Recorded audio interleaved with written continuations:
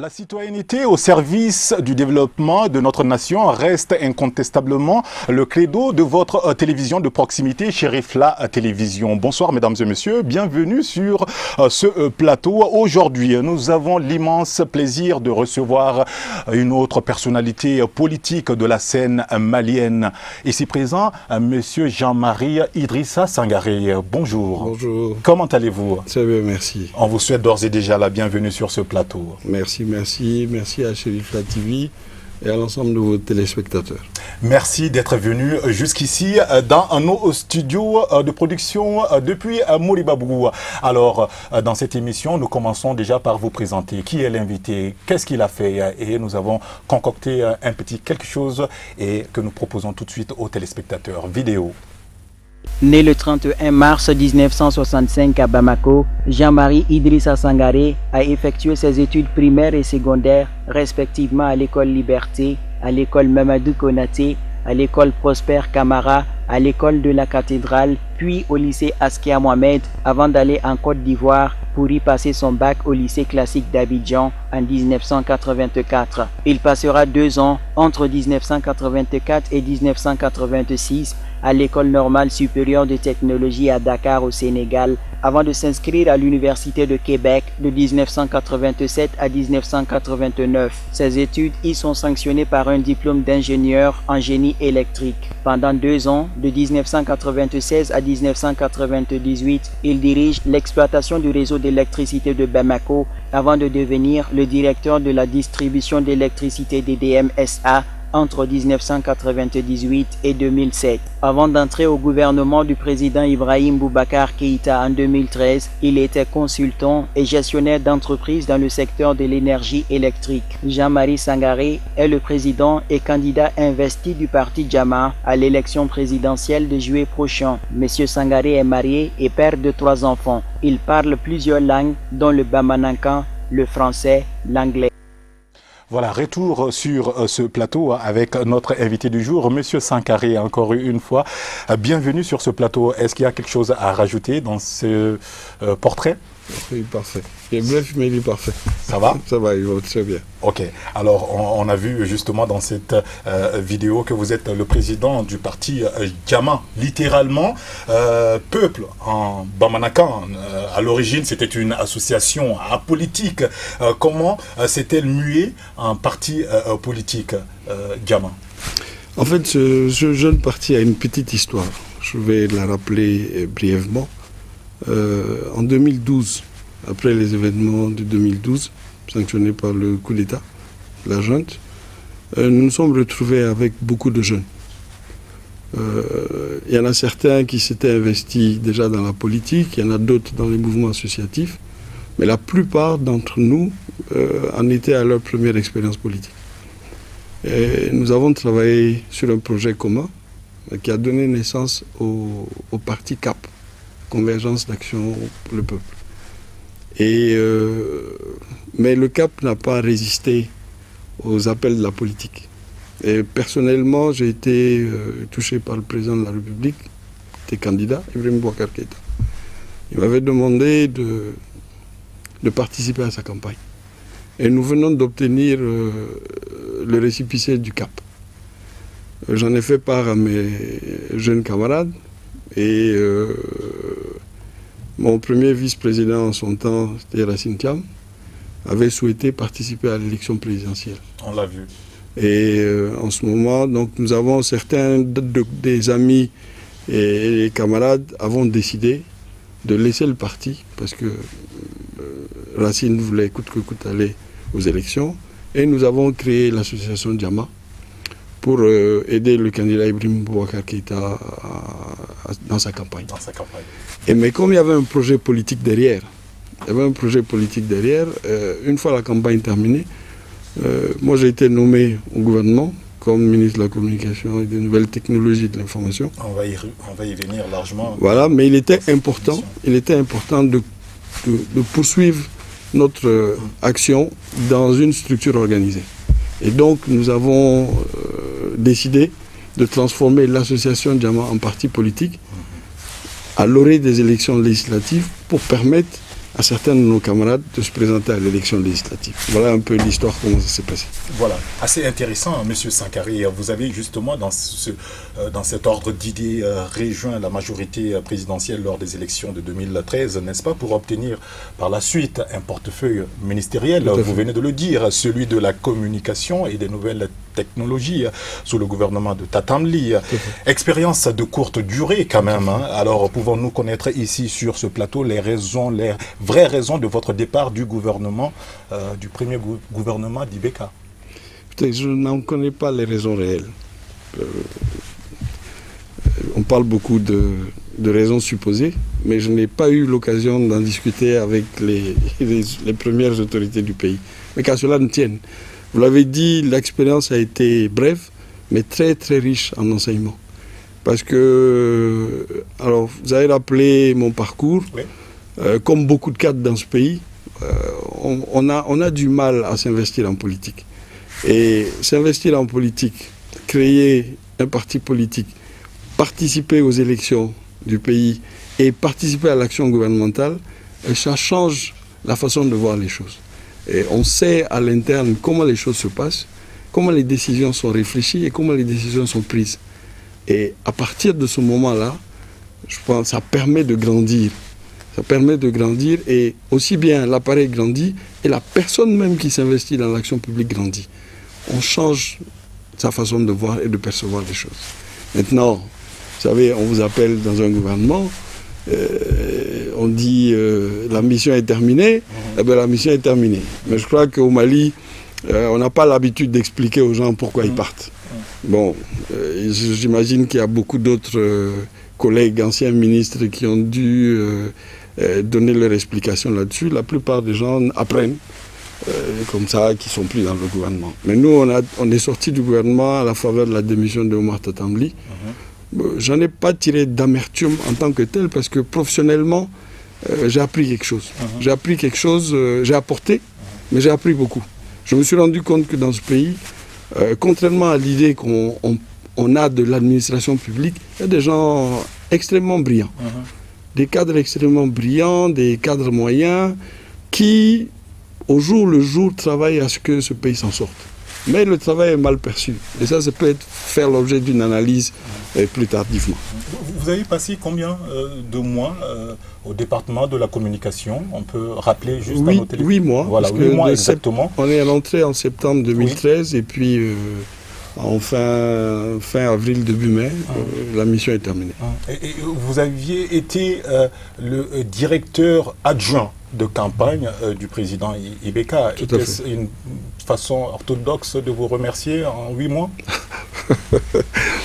Je ne le prends pas sur ce plan-là. Je ne pense pas que c'est parce que, d'ailleurs, le directeur de campagne, Abdoulaye Idrissa Maïga, est resté longtemps avant de rentrer dans le gouvernement. Donc, si quelqu'un devait être remercié, il devait être le premier remercié. En plus, il fait partie de l'appareil politique du président. Absolument. Non, je ne l'ai pas pris comme ça. C'est vrai que j'ai une formation d'ingénieur en électricité. Peut-être que j'aurais voulu être ministre de ce département où j'allais pouvoir apporter plus en fonction de l'expérience que j'ai acquise. Mais, vous savez, le poste de ministre, c'est un poste politique. Pas forcément spécialiste du département qu'on te confie, mais l'important, c'est de traduire en acte la pensée et la vision des autorités du pays. Donc ce n'est pas un souci. Ils savent que quand vous arrivez dans un département, je viens de le dire, vous avez des très bons cadres au niveau du secrétariat général qui sont assez expérimentés, qui ont l'histoire du département. Et la touche que vous pouvez apporter, c'est une touche managériale.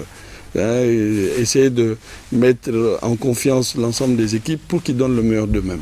C'est comme ça que je le vois. Oui, on n'en doute pas une seule seconde, M. Sangaré. Parlant du parti Jama, êtes-vous suffisamment implanté à Bamako, dans les différentes régions du pays? Avez-vous combien de sections, de sous-sections? On peut avoir une petite idée là-dessus?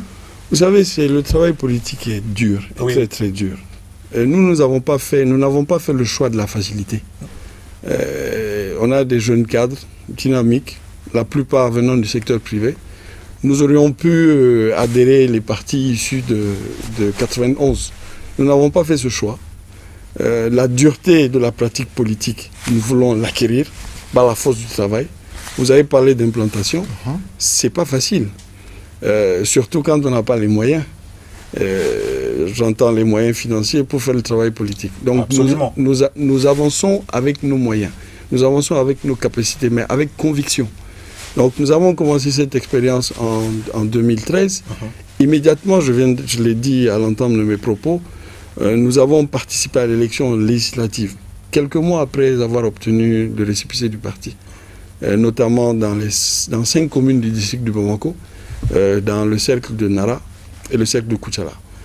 C'était des résultats très très encourageants. Nous sommes venus milieu tableau, mais ça nous a permis de comprendre la réalité. Parce qu'au sein de ce parti, j'étais quasiment le seul à avoir une expérience d'élection. Moi, j'ai participé aux élections législatives de 2007, mais en ce temps, j'étais militant et membre du bureau politique de l'USRR. Voilà. Donc, il a fallu se jeter à l'eau. Et après ça, nous avons attendu les élections municipales, qui ont été reportées à plusieurs reprises. Mais c'était important que les cadres de ce parti aillent au feu. Aillent au feu. Vous savez, l'implantation des partis, c'est facile, hein? Tout le monde parle de comités un peu partout, mais la réalité, c'est tout autre chose. Si c'est pour mettre des comités en place avec tambour et trompette, à tour de bras, ça c'est très facile. Mais avoir des cadres convaincus qui travaillent le terrain avec une représentativité légitime, en réalité, ça ne vient qu'avec les élections. Donc c'est le rythme des élections qui imprime réellement aujourd'hui dans notre pays et la vivacité des partis. Donc nous avons participé aussi à l'élection municipale de décembre 2016. On attendait les régionales, elles ne sont pas venues. Mais en tout état de cause, nous avons un certain nombre d'élus. On a vu 23 élus. 23 élus. Ah oui, je n'ai pas honte de le dire. Parce que mal déjà. Ah oui, parce que nous faisons partie, je l'ai dit, de la classe politique des gens sérieux. Nous savons la modicité de nos moyens, mais nous avons confiance en nos cadres, en leurs convictions et à leur intérêt de se battre pour leur pays. Et essentiellement, nous avons quelques conseillers élus dans le district de Bamako, dans le cercle de Bougouni, le cercle de Kita, Djenné, Ségou, et ainsi de suite. Donc le travail il continue. C'est un travail, on crée un parti pour 99 ans, et donc le travail ne s'arrêtera pas à nous. Comme une société d'ailleurs, une Absolument. entreprise. Et puis nous pensons faire de la politique pour assurer la relève. Et donc qui parle de relève, eh ben, on ne parle pas de quelques années de vie. Absolument. Donc aujourd'hui, nous comptons continuer à travailler, à parler du parti, à parler de ses idéaux, à parler de nos convictions politiques pour convaincre les gens à adhérer au parti, se battre pour ce pays et non pour des subsides et quelques billets ou monnaies sonnantes et trébuchantes. À ce niveau, on a du chemin à faire quand même, hein, Monsieur Sankaré. Alors, lors du tout premier congrès de votre parti, c'était le 29 avril dernier au mémorial Modibo Keïta, vous aviez été investi pour porter haut les couleurs du parti Jama à la prochaine présidentielle. Le choix de l'homme est-il à la hauteur des attentes du parti? Vous savez, je pense que c'est juste une continuité. Je viens de décrire l'histoire récente de notre jeune formation politique. Les camarades m'ont fait confiance et je l'ai dit pendant le congrès, c'est une confiance que je prends avec beaucoup d'humilité. Je crois fondamentalement à la démocratie et je crois au passage de témoins. Donc il ne s'agit pas de rester ad vitam aeternam à la tête du parti, mais de continuer le travail que nous avons commencé et de passer la main à qui sera en mesure de continuer le travail et parachever ce travail mieux que ma personne.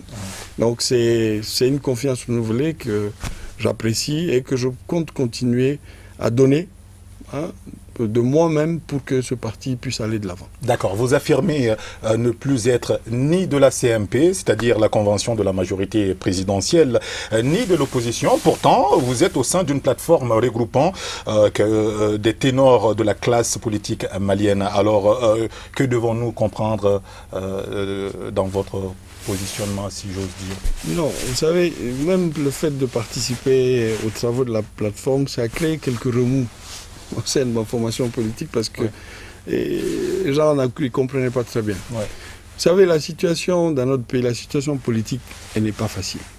Nous avons adhéré à la CMP en 2013. Oui, 2014. Ça, on l'a dit. 2014. J'étais même plus membre du gouvernement.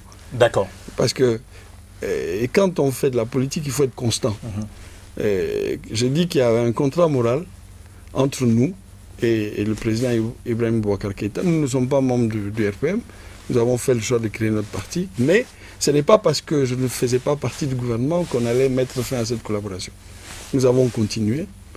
Peut-être que nous ne sommes pas d'accord avec tout ce qui se passait au niveau de la CMP. Mais nous avons utilisé notre droit de réserve. On ne s'est pas trop exprimé sur les sujets politiques, mais il était important qu'avec l'organisation du Congrès, que le parti décide de la voie à suivre. Mais avant ça, vous savez, je l'ai dit pendant mon intervention, il faut mettre le Mali avant tout. Avant d'être de la majorité ou de l'opposition. C'est un discours assez récurrent, M. Sankaré. Sur ce plateau, tout le monde le dit. Il faut mettre le Mali au-dessus, il faut mettre le Mali au-dessus. C'est important. Pourquoi? Ça fait 25 ans qu'on est dans l'expérience démocratique. On en a vu des gens passer. On en a vu. D'Alpha Omar Konaré à Ibrahim Boubacar Keïta aujourd'hui. Les amis d'hier sont les ennemis d'aujourd'hui. Mais donc, si on doit tirer une leçon de quelque chose dans la pratique démocratique dans notre pays, c'est de dire qu'au-delà des convenances personnelles, au-delà des intérêts personnels, nous devons penser à ce pays. Et c'est vrai que tout le monde le dit, tout le monde le dit, même nous y croyons fermement, parce qu'on vient pour servir le pays d'abord. Et non ses intérêts. Non, et non ses intérêts, parce que le service public, c'est servir le pays. Oui. C'est être mis dans des conditions pour donner le maximum aux gens qui vous ont fait confiance. Ça, c'est notre compréhension du service public. Donc aujourd'hui, la politique, c'est du service public. Donc ce n'est pas, on vient pas, nous, dans notre conception des choses, on ne vient pas à la politique pour se servir. Et j'y crois fermement. Ce n'est pas de la démagogie politique, ce n'est pas un discours creux, mais c'est la réalité. D'accord. Et aujourd'hui, il faut être capable. Ce pays est un tissu qui est déchiré. Ce n'est pas un secret de polichinelle. Et tout le monde sait que ça ne va pas. C'est un constat unanime. C'est un constat unanime. D'accord. Mais il faut pouvoir parler aux gens, mais dire les choses de façon claire et sincère aux gens. Donc, être de l'opposition ou de la majorité, aujourd'hui, pour moi, le débat, il est superfétatoire. C'est un débat secondaire. Secondaire, voilà. D'accord. Alors, dans votre discours, justement, d'ouverture lors de votre congrès, vous estimez que la situation actuelle du Mali est due, entre guillemets, à une gouvernance basée sur le mensonge. Et donc, vous demandez la restauration de la confiance entre gouvernants et gouvernés. Aviez-vous été personnellement, M. Sankaré, témoin de mensonges quand vous étiez ministre sous le gouvernement de Tata? Oui, même pas besoin d'être ministre pour être témoin du mensonge. Mais non, on le vit au quotidien. Vous savez, moi, mon explication ou mon analyse de la crise du Mali, pour moi, c'est pas autre chose, c'est une crise morale. Si, c'est une crise morale. On a démonté tous les ressorts moraux de notre pays. Et on s'attend à quoi? Si, normalement, quand il y a un problème, on va se fier à quelqu'un qui est à l'abri de toutes sortes de considérations négatives. Mais s'il n'y en a pas dans un pays, mais qu'est-ce qu'on fait? Ce pays est tombé parce que nous avons vécu une crise morale. Et je pense que c'est l'homme malien qui est au centre de tout. Moi, je suis dans le secteur privé aujourd'hui, mais c'est du quotidien. Le mensonge, c'est du quotidien. L'escroquerie, c'est du quotidien. Ce n'est pas simplement au gouvernement. Au gouvernement, c'est encore plus grave. Pourquoi? Parce que l'État est le premier pourvoyeur de contrats. Et tout passe par l'État. Aviez-vous fait quelque chose quand vous étiez aux affaires pour dénoncer ces choses-là? Je veux dire par là... D'abord, je n'ai pas eu le temps. Deuxièmement... Mais en 8 mois, quand même, vous avez pu faire quelque chose. Non, en 8 mois, il fallait reprendre les choses en main. D'accord. Il fallait donner un tempo. Bon. Et j'ai bien sûr eu à gérer un certain nombre de situations où on reçoit des pressions. Bien sûr, de tout le monde, on reçoit des pressions parce qu'il y a tel projet, il y a ceci, cela. Mais c'est difficile. C'est difficile parce que les pressions viennent de partout. Ils viennent d'en haut, ils viennent d'en bas. Donc, vivre ça, je pense que de par ma profession aujourd'hui, je vois plus ça qu'en étant ministre. Ministre, tout le monde te court après, et voilà. Et on essaie de te faire des choses peut-être pas normal. Oui, absolument. Mais à chacun de croire en ce pourquoi il est là. J'ai pas eu le temps, je dis bien, j'ai pas eu le temps de faire des choses, je veux dire, qu'on peut qualifier de coup d'éclat, mais dans le quotidien, mes collaborateurs se sont rendus compte de ma façon de travailler. Oui, d'accord. Voilà, les choses devaient être claires. D'accord. On n'entre pas dans des schémas alambiqués pour quelques intérêts, ça ne m'intéressait pas. Le monde n'a pas fini de paraphraser l'ancien président américain John Kennedy. Ne demandez pas ce que votre pays peut faire pour vous, demandez ce que vous pouvez faire pour votre pays. Monsieur Sangaré, vous le connaissez déjà. Alors, lorsque vous étiez aux affaires, qu'aviez-vous fait de concret pour le Mali avant de prétendre aujourd'hui briguer la magistrature suprême? Ben, j'ai fait mon travail du mieux que je pouvais. Voilà.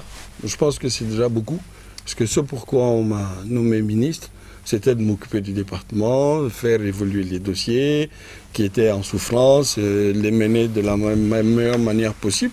J'ai fait du mieux que je pouvais.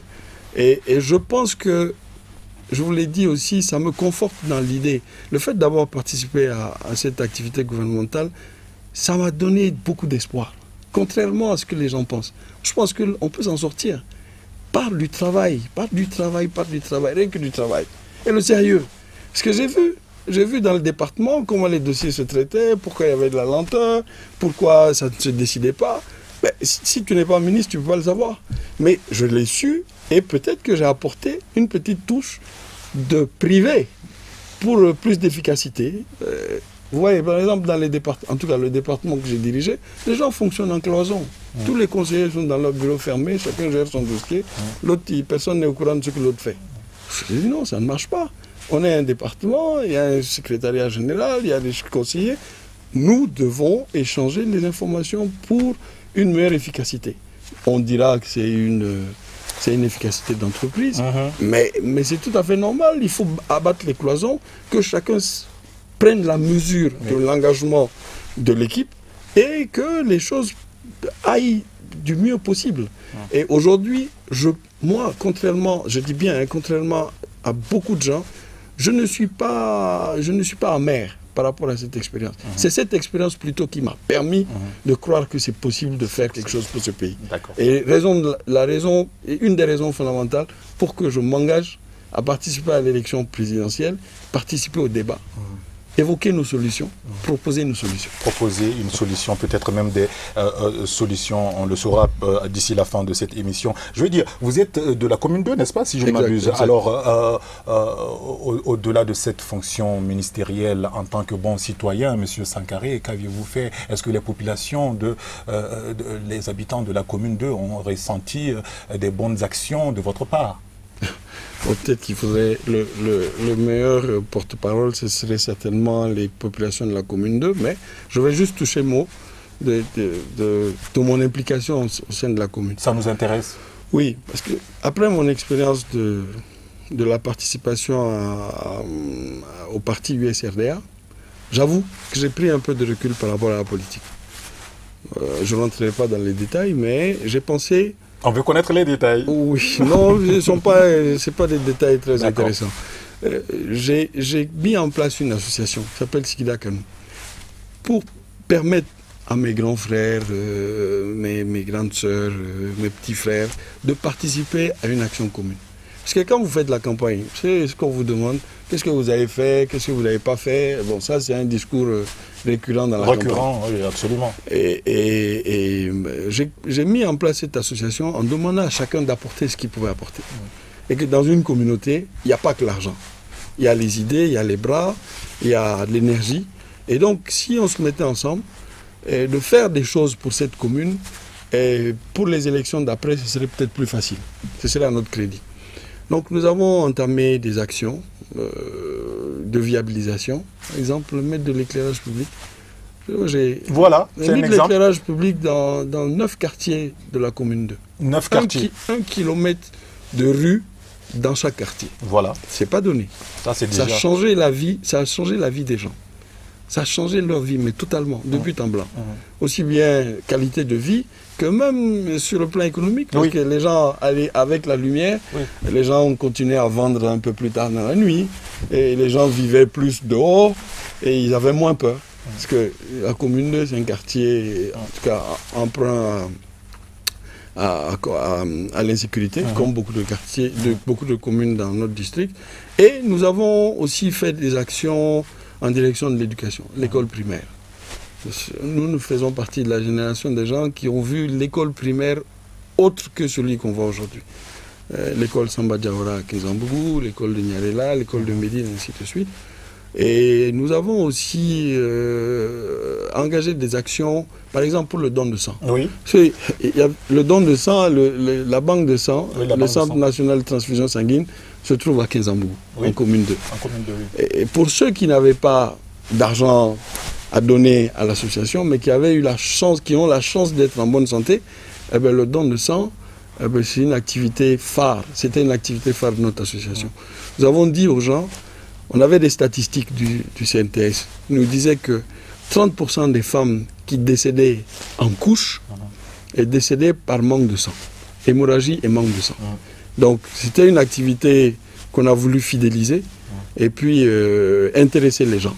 Donc il y a beaucoup de choses qu'on a fait au sein de la commune 2. Nous sommes engagés jusqu'à présent à toujours faire accompagner les populations dans la mesure de nos moyens. Oui, voilà. C'est ce qui n'est déjà pas mal, là, voilà. Monsieur Sangaré. Alors on s'achemine déjà vers la fin de cette émission, mais deux questions très importantes rapidement. Avez-vous une vision pour le Mali qui n'a pas encore fini de régler ses problèmes fondamentaux, qui sapent son honneur, sa dignité, son intégrité avec la crise sécuritaire tant dans le nord que dans le centre? Monsieur Sangaré. Encore une fois, je pense que la crise sécuritaire, c'est une conséquence, ce n'est pas une cause. La cause, c'est la déchéance morale. Oui, déchéance morale. Totalement, totalement. Notre pays s'est bâti sur des valeurs sûres. Le Malien, quelle que soit son origine sociale, quelle que soit sa classe sociale, était reconnu pour des valeurs simples. Fier, digne, orgueilleux, qui ne montait pour aucune raison. Il disait tout le temps la vérité. Aujourd'hui, c'est la pyramide inversée. Aujourd'hui, nous avons fait la promotion du mensonge, nous avons fait la promotion du voyou, du banditisme, et c'est ça qui est reconnu comme des valeurs positives. Le résultat des courses, tout est par terre. Moi, notre vision, elle est basée sur deux choses. Basée sur l'homme malien d'abord. Il faut reconstruire l'homme malien. Il faut le valoriser. Parce que tout est au centre de l'homme. Quel que soit le projet qu'on va écrire, c'est des beaux projets qui vont les mettre en œuvre. Ce sont les hommes avec grand âge. Ce n'est pas les moutons, ce n'est pas les chèvres. Ce sont les hommes. Et il faut avoir des hommes avec grand âge de qualité, et je répète encore de qualité, pour investir quel que soit le projet, d'où qu'il vienne. Et une des voies les plus importantes pour bâtir l'homme malien, c'est effectivement l'éducation. L'éducation à la maison et l'éducation à l'école. Quelle que soit l'école. Quelle que soit l'école. Et pour avoir une école de qualité, il faut avoir des enseignants de qualité. Donc, c'est un triptyque où c'est toujours l'homme qui est au centre des choses, mais il faut que chaque partenaire joue son rôle. On parle de l'élève, on parle de l'enseignant, on parle du parent d'élève. Et donc, il faut rassurer les Maliens. Rassurer les Maliens, pourquoi ? J'ai dit valoriser et rassurer. Il faut protéger les gens. Oui. C'est parce qu'il y a un manque de protection à tous les niveaux. On parle de justice sociale, les crises intercommunautaires dont on parle. Oui. Mais c'est un manque de justice. Ceux qui sont en charge de rendre la justice, s'ils ne la rendent pas ou s'ils sont absents, les gens se rendent justice. Oui, ça s'explique par l'absence de l'État dans ces localités. Et même quand l'État y était, la justice rendue par l'État est décriée. Donc il y a un problème. Oui. Donc, tous les aspects concoctés aujourd'hui, on parle des problèmes du centre. Bon, je pense que si l'État joue son rôle de protecteur de son citoyen, le valorise, le met à l'abri d'un certain nombre de choses, de la faim, de la maladie, et permet à son citoyen d'être bien élevé, bien éduqué, on est tous gagnants. Aujourd'hui, nous sommes à 25 ans de pratique démocratique, c'est des essais, mais moi je vois demain, c'est que les politiques doivent travailler demain à ce que le Malien soit capable d'écouter ce qu'il a à dire et de le traduire en actes.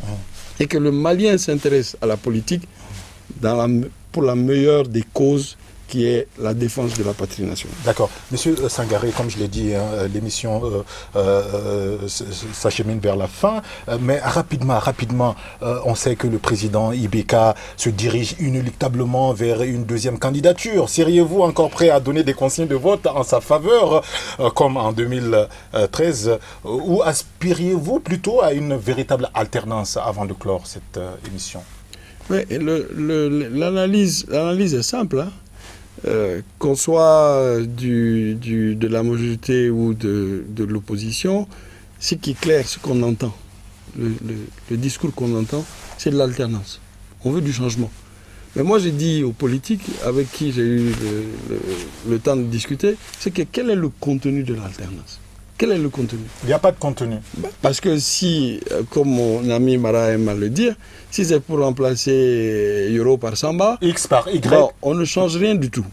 Pour nous, c'est clair que l'alternance, on ne fait pas de délit de faciès ou des problèmes liés à l'âge. C'est pas ça le problème. C'est de donner un contenu à ce que les Maliens veulent pour leur pays.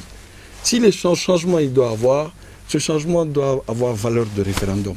Et que chacun s'engage à changer, qui parte de la personne jusqu'au sommet de l'État. Donc nous, aujourd'hui, nous avons décidé de participer à l'élection présidentielle. Pour le premier tour, le candidat Ibrahim Boubacar Keïta, il n'aura pas nos voix, ça c'est clair. Au second tour, nous avons fait la même analyse politique. Et le dernier ressort, le dernier choix, il revient au peuple malien. Si le peuple malien décide de reconduire Ibrahim Boubacar Keïta, ils vont l'assumer. Si le peuple malien décide d'un autre choix, ils vont l'assumer pareil. Mais nous, à notre niveau, c'est très clair. Ok, cela est bien compris, monsieur Sangaré. Dernier mot avant de clore définitivement cette émission sans langue de bois. Croire au Mali. Croire au Mali, croire. Beaucoup. Parce que nous avons des ressources humaines de qualité, il y en a, mais qui ne s'intéressent pas à la chose publique. J'écoutais une interview de Moussadek Bali, le promoteur de Azalaï hier. Il parlait en politique, mais il disait le pour et le contre. C'est que les gens qui sont capables d'apporter quelque chose à notre pays ont peur. Ils ont peur à cause de l'environnement qu'on a mis. On fait peur aux gens. Quand ils veulent rentrer dans la politique, le politique est catalogué comme étant un menteur.